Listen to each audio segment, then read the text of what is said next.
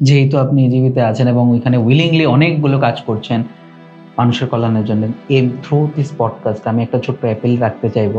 যদিও ডিপার্টমেন্টটা আলাদা। হেমোফিলিয়া ডিপার্টমেন্টটা আলাদা, হেমাটোলজির ডিপার্টমেন্ট। কিন্তু যেহেতু আইজিএম এটা নোডাল সেন্টার, এখান থেকে আমরা মেডিসিন চলছে আমাদের প্রকিউরমেন্টের কাজ।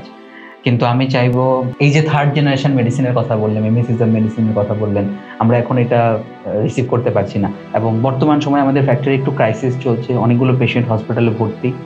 যদি কোনোভাবে আপনার আমাদেরকে একটু সহায়তা করতে পারেন, আমি মানে সমস্ত হিমোফিলিক পেশেন্টদের পক্ষ থেকে এই আবেদনটা রাখলাম, হিমোফিলিয়া সোসাইটির পক্ষ থেকে আবেদনটা রাখলাম, যদি কোনোভাবে একটু হেল্প করতে হয় আমাদেরকে অবশ্যই সাহায্য করবেন। বিকজ একটা ছোট্ট ইনসিডেন্ট দিয়ে পডকাস্টটা শেষ করব। গত বছর জিবিপি হসপিটালে আমাদের দুটো পেশেন্ট ভর্তি হয়েছিল এবং সিএনএস ব্লিড নিয়ে ভর্তি হয়েছিল এবং আলটিমেটলি আমরা তাদেরকে সেভ করতে পারিনি। ফ্যাক্টর দেওয়া হয়েছিল টাইমলি, যতটুকু পরিমাণ ছিল ততটুকু হয়তো সাফিসিয়েন্ট ছিল না।